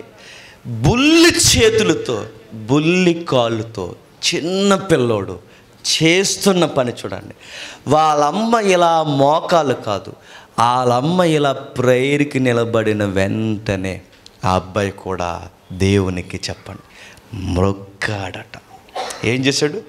మ్రొక్కాడట. మ్రొక్కడం అంటే సాష్టాంగ పడడం. బోరలు ఇలా పడిపోయాడట దేవుని మనస్సు ముందు. నేను అనుకుంటానండి, వాళ్ళమ్మ చిన్నప్పటి నుంచి నేర్పించిన పదాలు ఏంటంటే మరలా నేను చెప్తున్నాను, దేవుడు దేవుడు దేవుడు దేవుడు దేవుడు దేవుడు అని నేర్పించింది. ఈరోజు మన పిల్లలు మనమేమి నేర్పిస్తుందని చెప్పండి. రే ఏడకో, మొబైల్ తీసుకో అంటున్నామ్మా. చూడు దెయ్యం గేమ్ పెట్టుకో అంటున్నారు పిల్లలు. గేమ్ ఆడుకో, అప్డేట్ ఆడికి ఫోన్ ఇవ్వండి, నెట్ సరిగా లేదు అంటున్నారు ఈరోజు. పిల్లలకి ఎలాగే ఇవ్వండి, దెయ్యం అయిపోతాడు రోజు. నిజంగానే చెప్తున్నాను నేను. మీ పిల్లలకి ఏమి నేర్పిస్తున్నారు? దేవుడు దేవుడు దేవుడు అని నేర్పిస్తే సమూయేలుకి వాళ్ళ అమ్మ మోకాలు వేస్తే అబ్బాయికి ఉన్న డిగ్నిటీ అని చెప్తున్నా, ఆ అబ్బాయి కూడా మోకాలు ఎంత బ్యూటీగా ఉంటుందండి. వాళ్ళ అమ్మ ప్రార్థన చేసుకుంటే ఆ అబ్బాయి కూడా అలా వారుగొచ్చి వాళ్ళ అమ్మకి కొంచెం భుజం అలా తాక్కుంటూ వాళ్ళ అమ్మ పక్కనే మోకాలు వేసేవాడట. పిల్లల్లో దేవుడు చూసే బ్యూటీ ఏంటో చెప్తున్నా, మీరు మోకాలు వేస్తే వారు కూడా మోకాలు అయ్యారు. మీరు మోకాలు లేకుండా మీరు టీవీ దగ్గర తెచ్చేస్తే ఆడేం చేస్తాడు? ఆడు టీవీ దగ్గర తెచ్చేస్తాడు. మీరు మోకాలు లేకుండా, మీరు దేవునికి అనుకూలమైన భక్తి లేకపోతే మీరు ఎంతసేపు మొబైల్లో ఏడిస్తే వాడు కూడా మొబైల్లోనే ఏడుస్తారు. అది మీరు బూతులు మాట్లాడితే వాళ్ళు కూడా బూతులే మాట్లాడతారు. మీరు ఆరు బయటకు వచ్చి అరుగుల మీద కూర్చుని ఎదుటి వారితో సోదు కబుర్లు చెప్తే వాడు కూడా అరుగుల మీదకి వచ్చి ఈదుల్లో తిరుగుతారు. మీరు ఏం చేస్తే మీ పిల్లలు కూడా అదే చేస్తారు. వాళ్ళ తల్లికి ప్రేయర్ లైఫ్ ఎక్కువట. ఆ అలవాటు వచ్చింది ఎవరికి? సమూయేలుకి వచ్చింది. మ్రొక్కాడు. ఆ అబ్బాయి జీవితంలో దేవునికి చాలా పెద్ద విషయాన్ని అప్పగించే ప్రేయర్ లైఫ్ అమ్మ నేర్పించేసింది. అంటే ఇలాంటి అబ్బాయి చక్కగా ఎదుగుతున్నప్పుడు గుర్తుపెట్టుకోండి, ఇల్లు బాగాలేదు, ఊరు బాగాలేదు, దేశం బాగాలేదు, దేవుని మందిరం బాగాలేదు. అలాంటి మందిరం దగ్గర తీసుకొచ్చి వదిలేసిందట ఎవరిని? ఆ అబ్బాయిని. ఆశ్చర్యకరమైన మాట ఏంటి చెప్పనా? సమూయేలు గారికి ఎవరు గురువు గారు అని అడిగితే బైబిల్ ఇచ్చే ఆన్సర్ ఏంటంటే, ఫెయిల్యూర్ అయిపోయిన మాస్టర్, ఫెయిల్యూర్ అయిపోయిన టీచర్. చెప్పండి, సమూయేలు గారికి గురువు అట. నిజంగా బెలే అనిపిస్తుందండి. ఫెయిల్ అయిపోయిన పాస్టర్ గారు ఆయనకి గురువు అట. చూడండి ఎంత బ్యూటీగా ఉన్నది ఆ సీన్, ఎంత బాగుందో చూడండి. ఆ అమాయకుని అలా ఇచ్చేసినట్టు ఇచ్చేస్తుంది ఆ తల్లి. ఫెయిల్యూర్ అయిపోయిన అబ్బాయి, ఫెయిల్యూర్ అయిపోయిన టీచర్కి అప్పగించేసిందట. ఫెయిల్ అయిపోయిన కాలేజీలో జాయిన్ చేసిందట. మార్కులు సరిగ్గా లేని కాలేజీలో, స్కూల్లో జాయిన్ చేసి వెళ్ళిపోతుందట. నేను అనుకుంటానండి, ఫెయిల్యూర్ అయిపోయిన గురువులకి మన పిల్లల్ని ఇస్తామా? ఒకవేళ ఇచ్చిన మన పిల్లలు ఎలాంటి వాళ్ళు చెప్పండి? గురువులకి ఏదో నామాలు పెట్టారట. ఏ నామాలు? పంగనామాలు. ఆ గురువులకి నేను చెప్తున్నాను, మంచిగున్న గురువులకు కూడా పంగనామాలు ఎట్టే బ్యాచ్ మన పిల్లలందరూ కాదండి. మొన్న మధ్య వాట్సాప్లో ఒక వీడియో వచ్చింది. తెలంగాణ కురగాడండి, ఈ పై బట్టలు లేదడికి. ఆడు ఎలా మాట్లాడుతున్నాడు తెలుసా? టీచర్ ఇలా చేయబట్టుకుని వీడియో రికార్డ్ చేశారు. అది వాట్సాప్లో వైరల్ అయిపోయింది. ఎక్కడికి పోతున్నావు అంటే, ఇంటికి వెళ్ళిపోతాను టీచర్ గారు అంటున్నాడు. ఎందుకు వెళ్ళిపోతారు టీచర్? అందరు పిల్లలు నేర్చుకుంటున్నారు కదంటే, మా మాయ గొర్రెలను తెలుగుకొస్తాడు టీచర్ గారు, గొర్రెలను కట్టాలి టీచర్ గారు, మేమందరం గొర్రెలు కట్టకపోతే బాగోదు టీచర్ అమ్మా అంటున్నాడు. ఆడు పెద్దోళ్ళలాగా. మరే గొర్రెలు మీ మాయ కడతారులే, నువ్వు కట్టడం ఏంటంటే, మా మాయ కట్టడు కాదు టీచర్ అమ్మ గారు, రోజు మా మాయ నేనే కడతాము టీచర్ అమ్మ గారు. మా మాయ ఇక్కడికి వస్తారా టీచర్ అమ్మ గారు అని అడుగుతున్నాడు. మీ మాయ స్కూల్కి ఎందుకు వస్తాడరా అని అడిగింది. సరే కానీ నువ్వు వెళ్ళడానికి వీల్లేదు, నువ్వు ఇక్కడే పాఠాలన్నీ నేర్చుకుని వెళ్ళాలరా అంటే, ఆడెంత తెలివితేటలు చూడండి. నేను నేర్చుకొని టీచర్ అమ్మ గారు అన్నాడు. ఏరా అని అడిగితే ఆడు అంటున్నాడు, పలక తెచ్చుకోలేదు టీచర్ అమ్మ గారు అంటాడు. పలక తెచ్చుకోలేదంటే చూడాడు ఎన్ని తీరు అంటే, పలకలేదంటే పంపించేస్తుందని. పలక తెచ్చుకోలేదు టీచర్ అమ్మ గారు అంటే, పలక లేకపోతే మేడం అందే, పలక లేకపోయినా పర్లేదు టీచర్ అమ్మ గారు, ఉండండి బాబు గారు అన్నది ఆవిడ. ఆడి బాధ చూడండి. ఆడికి మనం ఎలాంటి వాళ్ళు చెప్పినా, బాగున్న గురువులకే వంకలు పెట్టమా? మనం ఎలాంటి వాళ్ళం అంటే, కొంతమంది టీచర్లు కావాలని కొంతమందిని పిల్లల్ని కావాలని గురి పెడతారు. ఎందుకు చెప్పినా, వాళ్ళు డల్ స్టూడెంట్స్ అని చెప్పి కావాలని గురిపెట్టి పదే వచ్చినప్పుడల్లా ఆడనే లేపు అడుగుతారు. అరే లేరా చెప్పు ఏదోటని అడుగుతారు. ఆడికి ఎలా ఉంటుంది చెప్పినా, ఈ దరిద్రుడికి ఇంకెవరో కనబడలేదు, ప్రతిరోజు వీడికి నేనే, ఎంతమంది విద్యార్థులు కదా వీళ్ళందరూ పాఠశాలలో లేరా, వీడికి నేనే నచ్చానా, ఇంటికి వచ్చి చెప్తా, అమ్మా నువ్వు అస్సలు స్కూల్ నన్ను మార్పించాలి లేరా అంటే, ప్రతిసారి వచ్చినప్పుడు నన్ను అడుగుతున్నాడు అంట. మన మీద శ్రద్ధ పెట్టే గురువులు మనం ఏమంటాం చెప్పండి? మనం ఏమంటాం? వేస్ట్ గురువులు అని చెప్తాం. మనకి విద్య నేర్పించడానికి కావాలని ప్రతిసారి మనం లేపే వాళ్ళు మనం ఏమంటాం చెప్పండి? ఆ గురువులు మంచి వాళ్ళు కాదు, మంచి గురువులనే మంచి గురువులు కాదని చెప్తాం. బాగున్న గురువుల మీదే కంప్లైంట్స్ ఇస్తాం. నేను అనుకుంటున్నాను, బాలేని గురువు దగ్గర స్టూడెంట్గా జాయిన్ అయిన అబ్బాయి ఎన్ని కంప్లైంట్ వాళ్ళ అమ్మకి చెప్పండి. ఏ రోజైనా లెటర్లో కానీ, వాట్సాప్లో కానీ, వీడియో కాల్ కానీ, డైరెక్ట్ కాల్ కానీ, ఏదో ఒక ఫోన్ చేసి ఏదో ఒక ఇన్ఫర్మేషన్ ఇచ్చి, అమ్మ నాకు ఈ కాలేజ్ నచ్చలేదు, ఈ గురువు గారు నాకు నచ్చలేదు, ఇక్కడ వాతావరణం బాగాలేదు, కంప్లైంట్ చేసి ఏదోలా ఇంటికి వెళ్ళిపోదాం అనుకున్న విద్యార్థి కాదండి. మనం ఎలాంటి వారని చెప్పినా, చదువు ఎగ్గొట్టడానికి ఎన్ని కారణాలు ఉన్నాయి ఎత్తుక్కుంటాం. మనం ఎత్తుక్కోమండి. ఎన్ని కారణాలు, ఫుడ్ బాగాలేదు, షెల్టర్ బాగాలేదు, ఎంతకాలం జీవితాంతం ఏమైనా ఉంటావు పెట్టి అక్కడ ఎంతకాలం ఉంటావు? నీ చదువుకున్న రోజులు ఉంటావు. నీ లక్ష్యం ఒకటే, ఏం బాగున్నా బాగోకపోయినా నీ గోల్ రీచ్ అవ్వాలి. ఉండి అక్కడ కొన్ని రోజులు భరాయించు. కొన్ని పరిస్థితులు తెలియడం జీవితానికి మంచిది, తెలియాలి. ఆకలి అంటే ఎలా ఉంటుందో తెలియాలి, నిద్రలేమితనం ఎలా ఉంటుందో తెలియాలి, ఒకడు మనకు పట్టించుకోలేని పరిస్థితులు ఎలా ఉంటాయో తెలియాలి. ఇన్ని బాధలు తెలిసినప్పుడే రేపు పొద్దున్న ఆ కష్టాల్లో వచ్చి నీకు ఉద్యోగం వస్తే ఆ ఉద్యోగం తెలిసి ఏడుస్తుంది. సుఖపడి ఉద్యోగం పడితే ఉద్యోగంలో తెలియదు. మనకి తెలియాలి. మనకి ఒక పొజిషన్కి మనం వెళ్ళామంటే దెబ్బల మీద దెబ్బలు తినేళ్తేనే పొజిషన్ ఎలా ఉందో అప్పుడు దాన్ని గౌరవించడం నేర్చుకుంటాం మనం. కంప్లైంట్ చేయలేదట ఆ అబ్బాయి. మా కాలేజ్ బాగలేదు, అది బాగలేదు, ఇది బాగలేదని కంప్లైంట్, ఒక్క కంప్లైంట్ కూడా చెప్పలేదు, ఒక్క నేరారోపణ కూడా తన గురువు గారు మెచ్చలేదు. బెస్ట్ స్టూడెంట్ అవార్డు ఎవరికైనా ఇవ్వాలనుకుంటే చెప్తున్నాను, ఆ తరంలో సమూయేలు గారి పేరు వస్తుంది, నెంబర్ 1 నేమ్ వస్తుంది. ఆయనకి ఇస్తారు సమూయేలు బెస్ట్ స్టూడెంట్. అంతే. ఇక ఎందులో, యాటిట్యూడ్లో, ఎందులో, స్టడీలో, ఎందులో, ప్రతి విషయంలో, ఎందులో కామ్ గోయింగ్ పర్సనాలిటీ అయింది. ప్రతి విషయంలో నెంబర్ 1 స్టూడెంట్ సమూయేలు. అంత మంచి వ్యక్తి చెడిపోవడానికి రెడీగా కళ్ళ ముందే తిరుగుతున్నట్టు. ఎవరు? పెద్ద నీళ్ళ ఉన్నారు పెద్ద పాస్టర్ గారు. ఎవరు? ఏలీ కుమారులు ఓప్ని, ఫీనిహాస్. లేక ముగించేస్తాను. అక్కడుండి ఈ అబ్బాయి చేస్తున్న పని చూడండి. ఎవరితో అయినా ఫ్రెండ్షిప్ చేయాలి అంటే ఒకే ఒక ఆప్షన్ ఉంది. ఎవరితో? ఆ ఇద్దరు అన్నయ్యలతో చేయాలి. ఎందుకంటే ఆ మందిరంలో వాళ్ళు తప్ప ఇంకెవడ ఆడావుడికి అక్కడ రావడానికి హక్కు లేదు. వాళ్ళిద్దరితో సహవాసం చేస్తే సమూయేలు ఏమవుతాడు? మరొక ఫీనిహాస్ అవుతాడు, మరొక ఓప్ని అవుతాడు. సమూయేలు పేరు చెడగొడతాడు. సమూయేలు పేరుకి అర్థం ఏంటి చెప్పిన? దేవుని నామము. ఆ నామానికి కలంకం తేలేదట ఎప్పుడు. దేవుని నామం. ప్రభు అయిన యేసుక్రీస్తు పరలోక ప్రార్థనలో నేర్పించిన పదం ఏంటి చెప్పిన? నీ నామము పరిశుద్ధపరచబడును గాక. దేవుని నామాన్ని పరిశుద్ధపరిచింది తన లైఫ్లో ఎవరో తెలుసా? సమూయేలు. తనకు ఎవరైనా ఫ్రెండ్స్ కావాలనుకుంటే ఇద్దరు ఉన్నారట. ఎవరు? ఆ చెడిపోయిన ఇద్దరు సీనియర్ స్టూడెంట్స్ ఉన్నారట. వాళ్ళకి బాగా సిగరెట్లు తాగుతారు, గంజాయిలు తాగుతారు, కొకైన్ తీసుకుంటారు, రోడ్లంటూ బాగా తిరుగుతారు, ర్యాగింగ్లు, యూటీజింగ్లు అన్నీ ఉన్నాయి వాళ్ళ దగ్గర. లేనిపోని భయంకరమైన కల్చర్ అంతా వాళ్ళ దగ్గర ఉంది. స్టడీ లేదు, దుర్మార్గమైన చర్యలు ఉన్నాయి. ఏమైనా ఫ్రెండ్షిప్ చేయాలంటే వాళ్ళే ఉన్నారు. ఆ అబ్బాయికి ఆ ఆప్షన్ ఉన్నా ఆ ఆప్షన్ ఎంచుకోలేదట. ఎందుకో తెలుసా? దుష్ట సాంగత్యము మంచి నడవడిని చెరుపును. అబ్బాయికి తెలుసట, దుష్ట సాంగత్యం మంచి నడవడిని చెరుపును.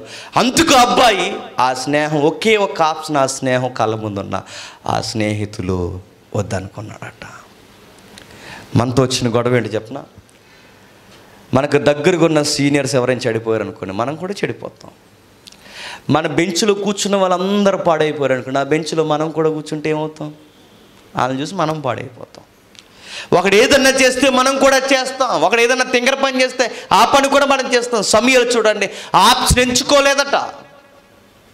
ఒకవేళ ఎంచుకోకపోతే, ఒకవేళ ఫ్రెండ్సే అనుకోండి, రే మేము చేసినట్టు నువ్వు చేయకపోతే నువ్వు రేపటి నుంచి మాతో తిరగడానికి లేదు, ఈ క్యాంపస్లో ఉండడానికి లేదు, ఈ రింగ్లోనూ ఉండడానికి లేదు, ఈ కాలేజీలో ఉండడానికి లేదు, రేపు నుంచి ఎలా తిరుగుతావో చూస్తావరా అని ఏమన్నా బెదిరింపులు ఇచ్చినా సమూయేలు లొంగడట. చాలామంది తప్పులు చేయడానికి కారణం ఏంటి చెప్పినా, రేపు మాతో పాటు నువ్వు అక్కడికి రాలేదో రేపు నుంచి నీతో మేము మాట్లాడడం అన్నందుకు ఆ బెదిరింపులకు వెళ్ళిపోతారు. రేపు నుంచి కాలేజీలో ఎలా ఉంటారో చూస్తామని కానీ ఆ బెదిరింపులు లొంగిపోతారు. స్త్రీలైన పురుషులైనా, నీతో మేము మాట్లాడడం, నీతో బాయ్ కట్ చేస్తున్నాం, ఇక వదిలే పో అని అనేసరికి లొంగిపోతారు. సమూయేలు ఏమంటారు చెప్పిన? పోతే పొండ్రా అనుకుంటాడు. దుష్ట సాంగత్యం నాకు స్నేహంగా అవసరమేమీ లేదు. తెలుగులో ఒక సామెత ఉండేది, 6 నెలలు ఒకడితో ఉంటాడట, వీడు వాడు అవుతాడట. ఇప్పుడు 6 నెలలు అవసరం లేదు. లేటెస్ట్ సామెత, టెక్నాలజీ లాంగ్వేజ్ అని చెప్పినా 6 నెలలు అవసరం లేదట. ఒకప్పుడు 6 నెలలు ఉంటాడు ఈడాడేవాడు, ఇప్పుడు 6 నెలలు వద్దు, సరిగ్గా 20 రోజులు చాలట. 20 నిజంగానే చెప్తున్నాను, 20 days నువ్వు ఒకరితో తిరిగావా నువ్వు వాడికిలాగా అయిపోతావట. నేను అడుగుతున్నాను, ఆ రోజు కళ్ళ ముందు సమూయేలుకి ఎంత ఆప్షన్ ఉన్నా వద్దన్నాడట. సమూయేలు దగ్గరికి వెళ్ళి, నీకు ఎవ్వరు ఫ్రెండ్స్ లేకపోతే ఎట్లా, నీకు ఫ్రెండ్ ఎవరు లేరా అని అడిగితే సమూయేలు అంటాడట, ఉన్నారు. ఆయన ఎవరంటే పాస్టర్ గారే మా ఫ్రెండ్. పెద్ద అయిన పాస్టర్ గారు, 98 సంవత్సరాల వయసున్న పెద్ద అయిన మా పాస్టర్ గారు, దేవుని సన్నిధి మా ఫ్రెండు. ఆ పాస్టర్ గారు నా ఫ్రెండు, దేవుని సన్నిధి నా ఫ్రెండ్. ఆ అబ్బాయి ఆడుకునే వస్తువులు ఏంటో తెలుసా? దేవుని మందసంలో ఉన్న పాత్రలతో ఆడుకుంటున్నాడు.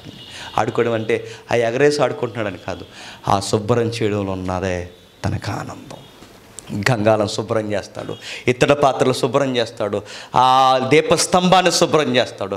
ఆ అబ్బాయికి చిన్న వయసులో బుల్లి చేతులతో దేవుని పనిలో ఆనందాన్ని ఎత్తుక్కున్న అబ్బాయి. నిజానికి మనకు ఆనందం అంటే ఏంటి చెప్పిన, చెడిపోయి తిరగడం మనకే ఆనందం. సామెతలు ఎలా ఉంటుంది, చెడ్డ పనులు చేయుట బుద్ధిహీనుడికి ఆటగా ఉందట. నీతిమంతుడికి చెడ్డ పనులు చేయుట వికారంగా ఉంటుంది. నీతిమంతుడు ఏం చేస్తాడంటే దేవుని పనిలో ఆనందాన్ని ఎదుర్కొంటాడు, బరకాలు తీస్తుంటాడు, గిన్నెలు తీస్తుంటాడు, అక్కడే ఆనందం ఉంటాడు. దేవుని ప్రజలతో శ్రమ అనుభవిస్తుంటాడు. సింహాసనం నీకు ఇస్తామంటే వద్దంటాడు.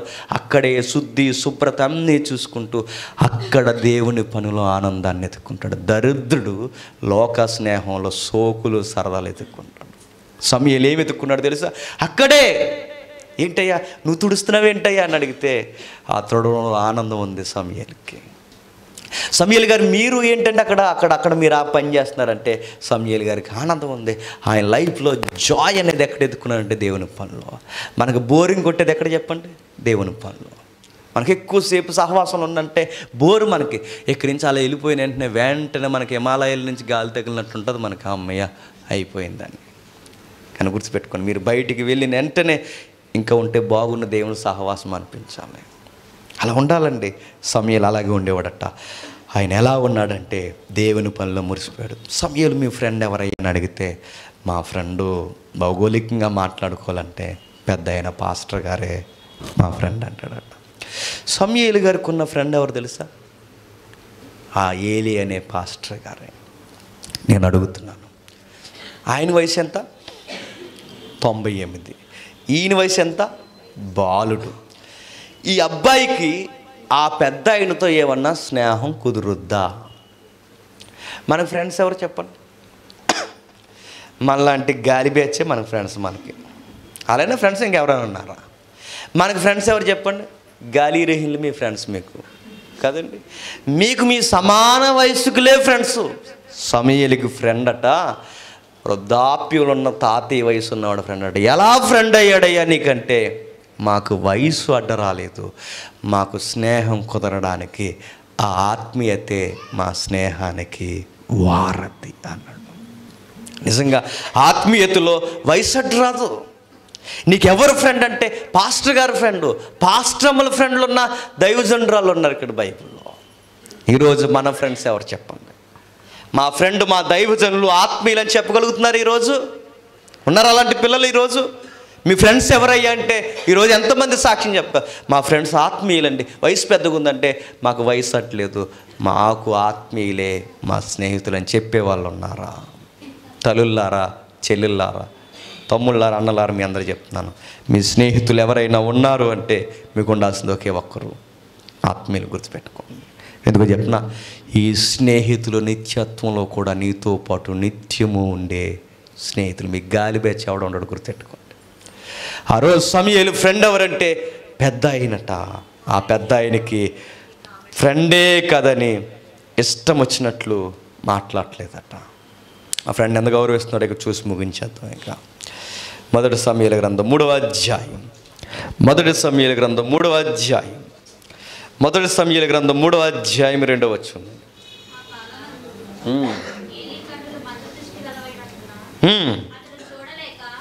అతడు చూడలేక తన స్థలమందు పండుకొని ఉండగా. ఆగండి. చెడిపోయిన సీనియర్స్ ఉన్నప్పుడు వాళ్ళని చూసి అతను చెడిపోలేదట. చెడిపోయాడు అనలేము కానీ ఫెయిల్ అయ్యాడు. ఎవరు? ఏలి. కొడుకుల్ని పెంచడంలో ఫెయిల్ అయ్యాడు. ఆయన ఇంకే తప్పు లేదండి, కొడుకుల్ని రైట్ చేయడంలో ఫెయిల్ అయ్యాడు. ఆ పెద్ద ఆయనతో మాత్రం బాగా ఉంటున్నాడట. అయితే విషయం ఏంటంటే, దర్శనం వచ్చిందట ఒకరోజు. సమూయేలుని పిలుస్తుంది. చదవమ్మ ఒకసారి.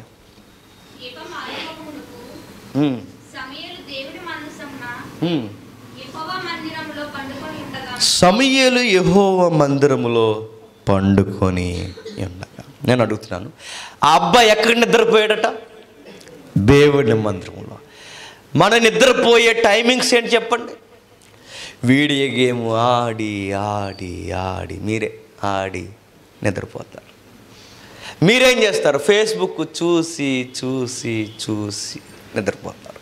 మీరేం చేస్తారు? వాట్సాప్లో రేపు ఉదయంకే గుడ్ మార్నింగ్ స్టేటస్ ఏం పెట్టాలని సెట్ చేసి సెట్ చేసి సెట్ చేసి సెట్ చేసి నిద్రపోతారు. కానీ సమూయేలు దేవుని సేవ చేసి చేసి అలసిపోయి నిద్రపోయాడట. కానీ అబ్బాయి చూడండి, అబ్బాయికి ఎంత మొరలు వేలుస్తున్న అబ్బాయి అంటే పెద్ద ఆయన మధ్యరాత్రి వేళ పిలిచినట్టు కనిపించిందట. మధ్యరాత్రి వేళ పెద్ద ఆయన పిలిచినట్టు కనిపించిన వెంటనే తండ్రి సమానులు పిలిచారా అండి అని వెళ్ళి నిలబడ్డాడట. ఏమన్నాడు? తండ్రి సమానులు పిలిచారా అండి అని వెళ్ళి నిలబడ్డాడట. గుర్తుపెట్టుకోండి, మధ్యరాత్రి వేళ మత్తుగా నిద్రపోయినప్పుడు మనల్ని ఎవరైనా పిలిస్తే ఏమంటాం? మాటలు ఇంక తినంగా రావు మనకి. నిద్రలో లేపితే ఏమంటాం చెప్పండి? ఏమంటాం? ఎన్ని బూతులు మాట్లాడతాం, తిడతాం. ఇంకోసారి లేపావో పక్కన ఎదురు చూసుకుంటాం. ఎంత తిడతామండి. సమయాలు చూడండి, మధ్యరాత్రి వేళ పిలుస్తున్నప్పుడు అలిసిపోయిన అబ్బాయి, దేవాలయం పనంతా అబ్బాయి చేయాలి, మధ్యరాత్రి వేళ పిలిస్తే అబ్బాయి వెళ్ళి ఎంత చిన్నోడు అంత పెద్దోడి దగ్గరికి వెళ్ళి పిలిచారా అండి అని అడిగాడట. నాయనా నేను పిలవలేదురా అన్నాడట. వెళ్ళిపోతూ గుసగుసలు ఏమనలేదట. మనమైతే మన ఇంట్లో పెద్దవారు ఉంటే మనం ఏమంటాం? ముసలోడితో పాడలేకపోతున్నాను.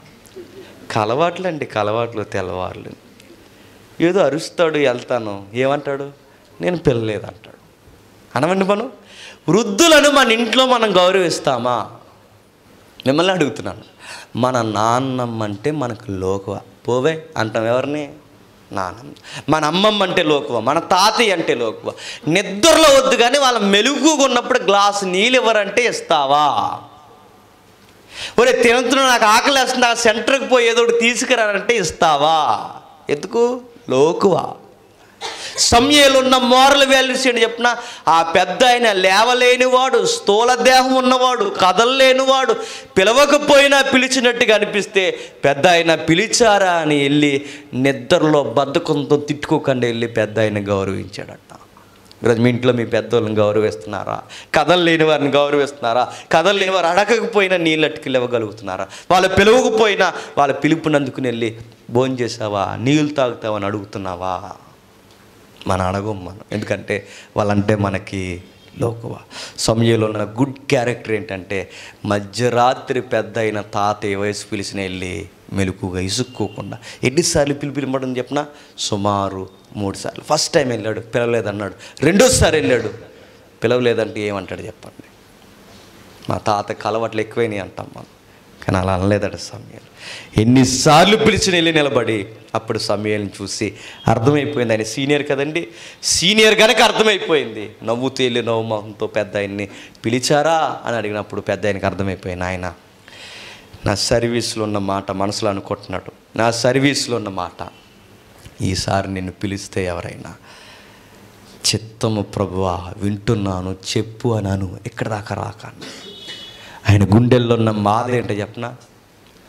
నా కొడుకులు వినవలసిన పిలుపు ఈ చిన్ని కుమారుడు వింటున్నాడు. ఆ పిలుపు ఎవరిది? దేవునిది. ఆ పిలుపు ఎవరిది? దేవునిది. ఆ దేవుని స్వరం ఎన్నికలో ఉన్నవారు వినలేదట, ఎన్నికలో లేనివాడు విన్నాడట. ఆ సీనియర్ పాస్టర్ గుండెల్లో ఉన్న మాట ఏంటంటే, నాకు రిటైర్మెంట్ వచ్చేసింది, వీడికి పోస్టింగ్ డిసైడ్ అయిపోయింది, ఇక నెక్స్ట్ నుండి ఇజ్రాయెల్ ప్రాఫిట్ స్టార్ట్ అవుతున్నాడు. ఆశ్చర్యం. చెడిపోయిన సమాజంలో ప్రవక్త ఉద్భవించడం స్టార్ట్ అయ్యాడట. సమూయేలు దమ్మున్న జీవితం చూడండి. ఇల్లు బాలేదు, ఊరు బాలేదు, దేశం బాలేదు, పరిస్థితులు బాలేదు, ఏమీ బాలేదు. బాలేని సమాజంలో బాగున్న బాలుడు బయటకు వచ్చి ప్రవక్తల పరంపర కొనసాగించడానికి ముందడుగేసి ముందుకు వచ్చాడట. అందుకే ప్రవక్తలను లెక్కెడితే ఎక్కడి నుంచి లెక్కెడతారు చెప్పనా? సామెత అది. సమూయేలు మొదలుకొని ప్రవక్తలందరూ అనే సామెత ఉంది బైబిల్లో. సమూయేలు మొట్టమొదటి ప్రవక్తగా లెక్కల్లోకి తీసుకున్నారు సామెతగా. ముందు ప్రవక్తలు ఉన్నారు, ఇంకా మొట్టమొదటి ప్రవక్తగా తీసుకొని మాట్లాడుతున్నారు. సామెత అయిపోయాడు మొట్టమొదటి నెంబర్కి. అంత ఎత్తుకు ఎదిగిపోయాడట.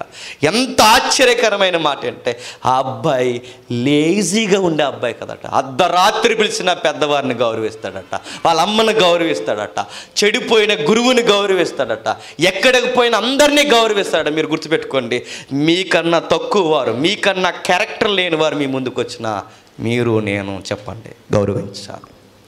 వాళ్ళ క్యారెక్టర్ లేక తిడుతుంటారు మనల్ని, వాళ్ళ క్యారెక్టర్ లేక ఇష్టం వచ్చినట్టు మాట్లాడతారు. గుర్తుపెట్టుకోండి, మన వాల్యూస్ ఏంటి చెప్పినా గౌరవించాలి. సమూయేలుని గౌరవించలేని వారిని కూడా సమూయేలు గౌరవించాడు. ఆ వాల్యూస్ ఉన్నాయి. ఆ అబ్బాయికి లేజినెస్ కూడా లేదు. అంత ఎత్తుకు ఎదగడానికి ఆ అబ్బాయికి కారణం ఏంటంటే ఎన్ని మోరల్ వాల్యూస్ ఉన్నాయి, నీతి విలువలు ఉన్నాయి. నేను అడుగుతున్నాను, లేజినెస్, బద్ధకస్తుడు ఏమవుతాడని సామెతలో ఉంది చెప్పనా? లేజినెస్ ఉన్నవాడు ఏమవుతాడు చెప్పనా? ముగించేసుకుందాం. 23వ సామెత, 23వ అధ్యాయం సామెతల గ్రంథం 21వ వచనం. 23వ అధ్యాయం 21వ వచనం.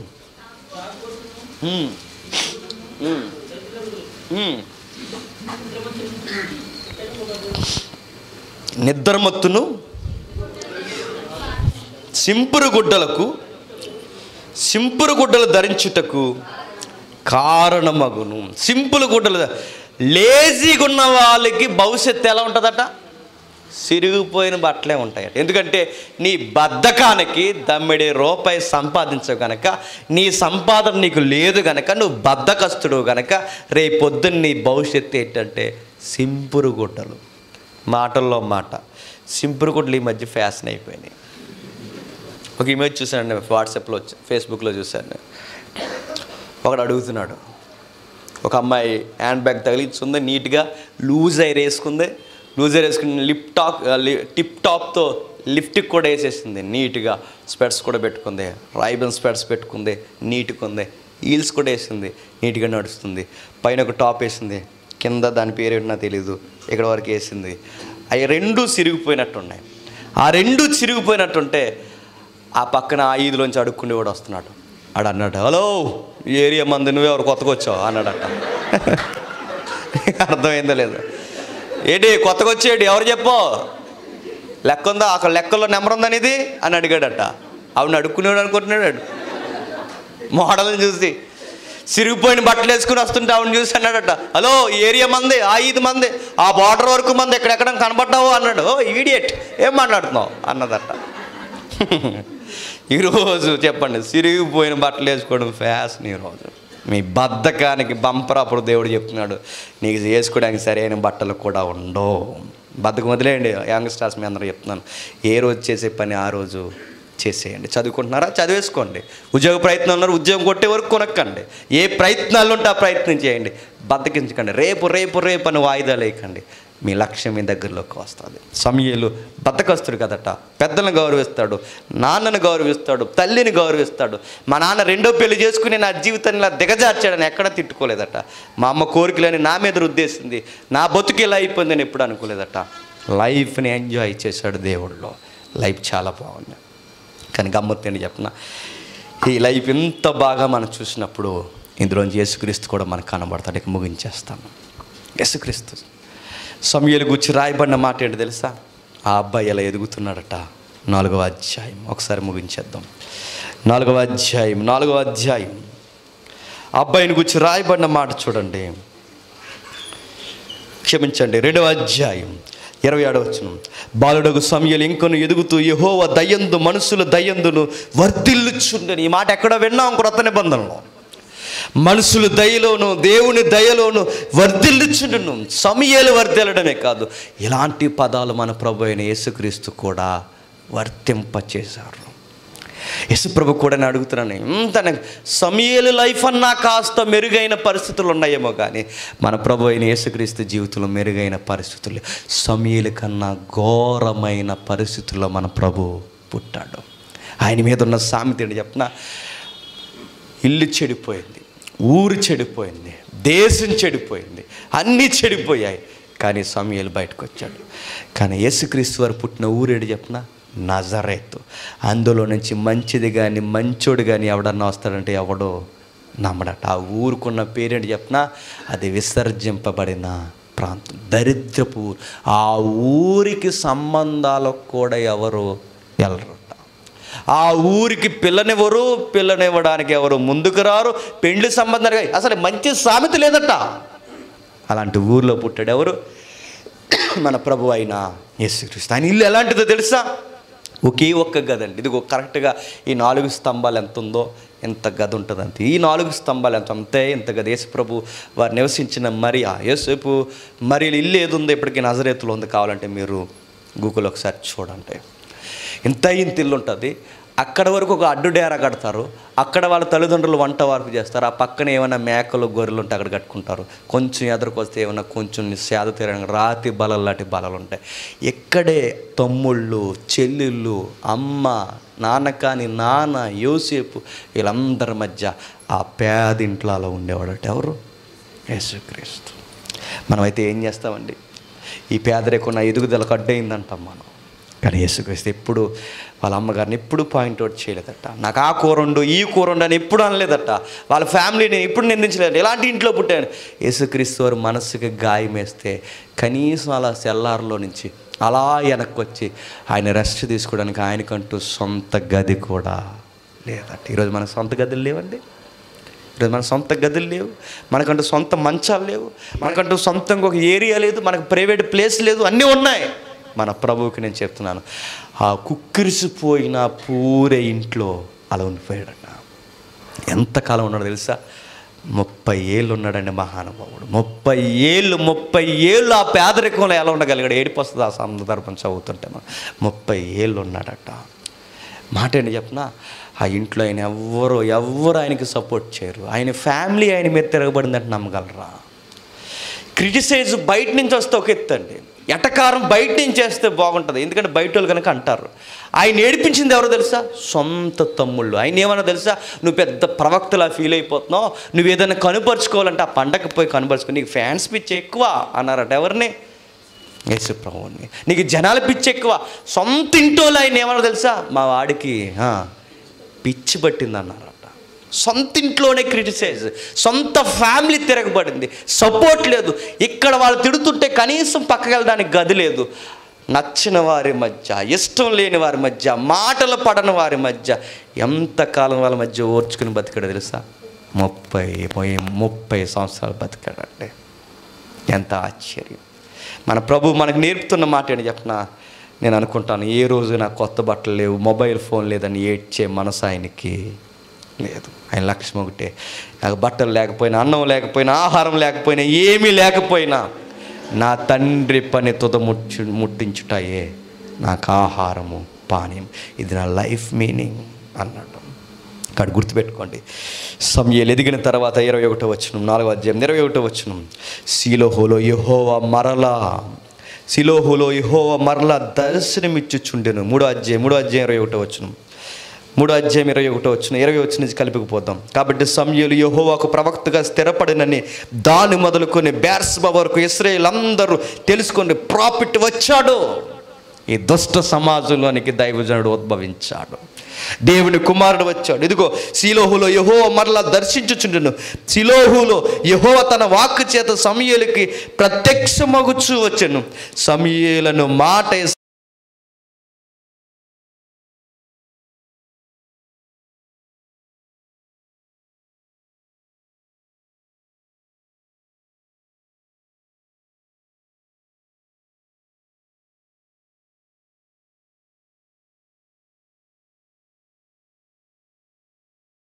శాసనగా చూపించిన వ్యక్తి చెప్పండి?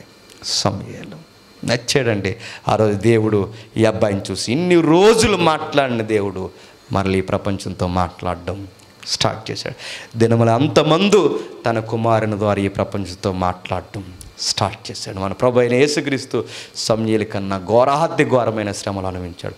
సమూయేలైన మంచి వృద్ధాప్యమందు రెస్ట్లో చనిపోయాడేమో, కానీ మన ప్రభు అయిన యేసుక్రీస్తు దుష్ట సమాజంలో నడి వయసులో యేసు ప్రభు తండ్రి చిత్తము కొరకు చెప్పండి ఘోరాతి ఘోరముగా కల్వరి గిరి మీద చెప్పండి వధింపబడు. ఏ రోజు కునికి లేదు, ఏ రోజు రెస్ట్ లేదు, సరైన ఫుడ్ లేదు, ఫ్యామిలీ సపోర్ట్ లేదు, ఏమీ లేదు. ప్రవక్తకి సొంత దేశం వారు గౌరవాన్ని ఇవ్వలేదు, సొంత కుటుంబం వారు గుర్తించలేదు. ఆయన అన్నాడు, గుండెల్లో ఉన్న మాట అన్నాడండి, ప్రవక్త తన సొంత దేశమందు ఘనత పొందడు, పట్టించుకోలేదండి. చివరికి ఈ ప్రపంచం ఆయనకి ఇచ్చిన గిఫ్ట్ ఏంటో చెప్పన, ఘోరాతి ఘోరంగా చంపేశారు, దారుణంగా చంపేశారు. యేసు ప్రభు, ఆ యవ్వనుడు మన కొరకు చనిపోయాడు. సమాజం మరలా మీకు చెప్తుంది, ఎవరిని బిడ్డలారా, ఈ చెడిపోయిన సమాజంలో, కుళ్ళిపోయిన సమాజంలో బురద అంటించుకొనిన తామర పువ్వులా నిలబడండి. సమూయేలు నిలబడ్డాడు, ప్రభు మాట్లాడాడు, యేసు ప్రభు వచ్చాడు, సమాజం వెలిగింపబడింది. ఆ రోజు ఆయన ఇచ్చిన వెలుగు ఈరోజు ఈ సెంటర్ వరకు మన మధ్యకి వచ్చింది. దయచేసి నిర్లక్ష్యం చేయొద్దు, మీ లక్ష్యం మర్చిపోవద్దు. ఈ జీవిత సత్యాలు గాలికి వదిలేవద్దు. దేవుడు మిమ్మును మీ అందరినీ దేవుడు దీవించునుగాక. ఆమేన్. ప్రార్థన. ప్రేమగల తండ్రి, కృపగల దేవ, బలమైన సంగతులు మాతో మాట్లాడారు తండ్రి. సమూయేలు జీవితం మమ్మల్ని సవాల్ చేసింది. మీ ప్రభు అయిన కుమారుడు యేసుక్రీస్తు జీవితం తండ్రి, మాకన్నా గడ్డు పేదరికంలో పుట్టిన తండ్రి, ఏ రోజు నెపం మోపని తండ్రి, ఆయన సవాల్ చేసే జీవితం తండ్రి మాకు ఆశ్చర్యం కలిగించింది. మాకు మనసునివ్వండి, చదువుకునే టైంలో చదువు మీద శ్రద్ధనివ్వండి, ఆ చదువులో ఉద్యోగం సాధించిన తర్వాత మీ కొరకు సాక్షిగా ఉండాలన్న మనసునివ్వండి. ఎవరి బిడ్డలను కాపాడండి, ప్రతి ఒక్కరిని మీ సాక్ష్యంగా ఉపయోగించుకోండి. త్వరగా తండ్రి వారి వారి గృహాలు చేర్చి తండ్రి, క్షేమంగా వారి గృహాలకు చేర్చి మీరు మహిమను పొందుకుంటారని కోరుతూ, మేలుని కార్యాన్ని మీ చేతులుగా అప్పగిస్తూ క్రీస్తు నామమున